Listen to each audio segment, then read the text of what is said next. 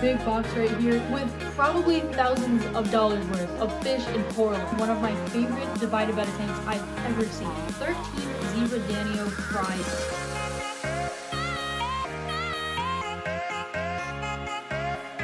Hello and welcome back to the channel, everyone. Today I'm reacting to all of your tanks part 3, and I'm super excited because I haven't done this in a while and so many of you have sent in amazing tanks. So without further ado, make sure to hit that subscribe button, comment down below your favorite tank in this video, smash that like button because if we hit let's see, how about if we hit 1,259 likes, I will do an episode 4, which means if your tank isn't featured in this episode and we hit that like goal, then your tank may be in episode 4. One last thing before we get started, this box right here, this pretty big box right here, contains something for a series that I am starting. It has never been done before. It is probably going to be one of my favorite series and videos that I've ever filmed. And I have really big plans for it. There's already 3 episodes planned, so make sure to hit that post notification bell on so you get notified every single time I upload and so you know when I'm going to be uploading this video for the new series. So without further ado, let me go through my email and let's react to some tanks. So first up, we have this tank right here from Anthony. It is a 3-gallon betta tank, female betta tank actually. And from the looks of it, there's a bunch of silk plants and a moss ball. And it looks like maybe it's a fluval tank or something with an internal filter and a lighting system. But I really like your tank. I love the white or light colored sand. I always love that type of substrate. And the plants are really green. I personally have not used silk plants. Maybe I should get into that because hey, they don't die on you and they're safe for bettas. Really nice tank. There's nothing I would really change to it. You could add like a coconut hide or something for your betta to actually go into and hide, or like a betta log, something like that. Something that I've used in the past that works really well. Bettas love to like go in and hide in something, so that's really my only suggestion, but you don't even have to do that. Next up, we have a few tanks from Ella, and thank you very much for the very kind email. To start out, we have their 20-gallon with 7 tiger barbs and a pleco, and from the looks of it, there's like a shipwreck decoration in the middle and a little rock hide in the corner. I really like it. I've always wanted tiger barbs because, I don't know, I think they just look cool. So maybe I'll have to do a tank with them soon. Next, we have a 70-gallon saltwater tank, which if you guys didn't know, I'm really trying to get into saltwater. I am trying to do as much research as possible, but I don't want to mess it up. So it may take me just a little bit longer until I fully have it figured out and get some advice from some experts on how to really set up a good saltwater tank. But right here we have their 70-gallon saltwater tank. They have a clownfish and a blue damsel right now, but they are going to be getting more fish soon. Maybe comment down below what fish they should get for their 70-gallon saltwater tank. And next up, they have a 5-gallon betta tank with like this black gravel and this like little hide in the center, some plants. And it looks like an all black betta, which is really cool. It's like a midnight betta, but really nice tanks. I love it. Now next up, we have a tank from Lexi. Now this tank right here is probably one of my favorite divided betta tanks I've ever seen. Right here we have a 20-gallon tank divided into 4. There's a betta that matches each decorations in the section. So the 20-gallon is split into 4. There's 4 bettas in this one tank, and if you can tell, there's like some gold pebbles with like this betta that has gold on its tail. There is a red little hut with another red betta. The next one is like a white hut and some green with a black and like blue betta. And the last one on the end also has blue and has a blue decoration. So I don't know, I think it just looks really cool because I do have my own divided betta tank, which I will be adding bettas to very, very shortly, coming this week. This also gives me a little bit of inspiration. So definitely 100% an awesome tank. Good job designing it, and I love to see the colors. Next up, we have an 8-gallon tank from Patch with 2 glow tetras, 4 neon tetras, and a Chinese algae eater. Check out this tank. It looks like they have, maybe that's a plastic plant in the back there, some sort of shark decoration, and some very colorful gravel. My only suggestion for this tank is definitely to add some live plants and maybe get some other decorations in there. And also just double check to make sure that the shark isn't very sharp. Some decorations, as you may know, have sharp edges, which can end up hurting fish, especially if they try to swim into it going quickly, like trying to protect themselves. Overall, very colorful tank. I like it. Next up, we have 2 tanks from Carson, a 7-gallon female betta tank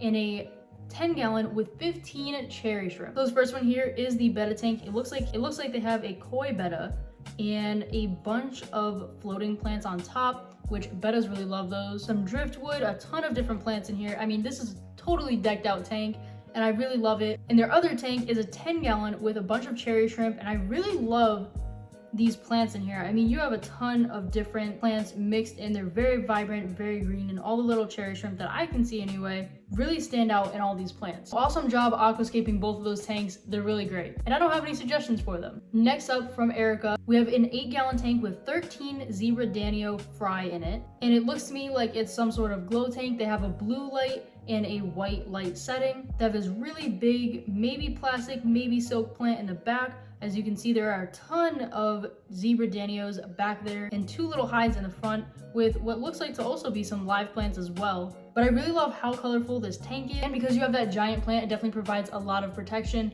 and hiding for the danio. Also, congrats on your fry. Baby fish can be really excited. Next up, we have from Dynamite a 5-gallon with a single betta in it, and it looks like there is some driftwood that is zip tied to a rock. We got some live plants, and I'm guessing that's dwarf hair grass because the way that thing is growing, it's growing very tall. But your betta is a really cool color. It's like an orangish color. You don't really see too many orange bettas, and the tank is really well designed. Great job. And also, if you want to add some more plants, definitely go for it. Bettas cannot get enough of plants, or maybe even a hide as well. Even a floating betta log, because bettas love those too. But awesome tank. Next up from EJ, we have a 30-gallon planted tank, and some of the plants are Nubius, Java fern, some crypts, some Java moss, some Christmas moss, and a little Monte Carlo. And the fish that are in here are some cardinal tetras, some rasboras, some rummy nose tetras, albino bristlenose pleco, a hovering zebra loach, and a colony of red shrimp, red cherry shrimp. This tank is totally decked out.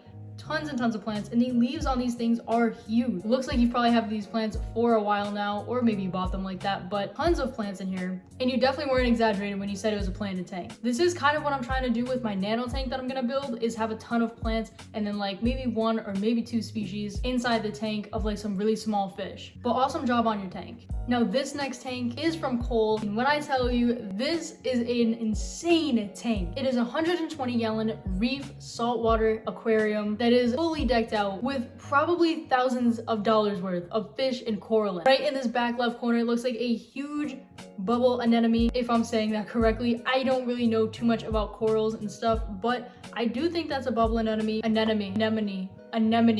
How am I saying that wrong? Anemone. And all of the corals that you have in here, look, even the frags are pretty big at this point. It does look like you have some clownfish. I'm not too great with identifying saltwater fish right now, so I don't really want to take guesses, but you have all the lighting, all the colors, everything looks so healthy, and hopefully one day I can own a saltwater tank just like this because this is really cool to look at. These next tanks are from Maya. They have a 3.5-gallon and a 10-gallon. It looks like the 3.5-gallon has a betta in it. I believe it is a female betta and a snail with some really colorful plants and decorations, which those plants don't look to be too sharp, but hey, if you want to ever add some live plants, go for it, or even some silk plants. There are a ton of silk plant options that are very colorful. And they're 10-gallon, again, stuff in there. There's a betta log, there's some plants, a couple different colors of gravel in there. Now, next up is an insane goldfish tank. This tank is from Lujo from Croatia, and thank you for your email. But right here is a 45-liter tank. I don't know what the conversions are. I'll put them up on the screen.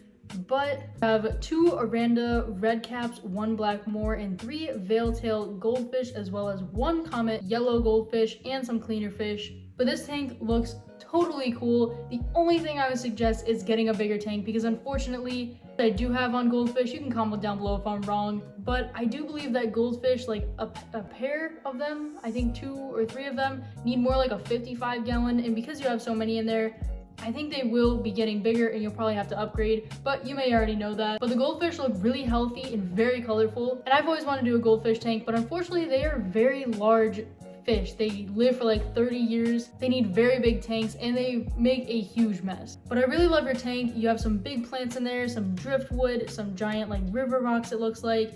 And to the left, it looks like you also have maybe a little turtle bin. Yeah, I think that's like a turtle bin. So really cool stuff. Thank you for sending in your tank. And I think that is gonna be it for episode 3. So thank you everyone for sending in your tanks. Don't forget, this is not the end. So send in your tanks. The email is down below. It's fishnessfans@gmail.com. You can send in your tanks, you can send in your fan art, because in my fish room I am trying to fill up that entire wall with your fan art. So send in whatever, then I'll go ahead and print them out and hang them up on my wall. But again, if we hit 1,259 likes, 53 likes, I can't remember what number I said, but one of those numbers, I will do episode 4 with more of your tank. And make sure you comment down below what your favorite tank was in this episode. Thank you everyone for watching and sending in your tanks. I really appreciate all of your support. Other than that, I will see you in a few days and with a new series coming very soon. But until then, don't forget to check out everything in the description down below. Check out my merch if you would like to. I also did get in one of my stickers right here, one of my beta stickers that I designed. And other than that, I will see you guys in a few days with another video.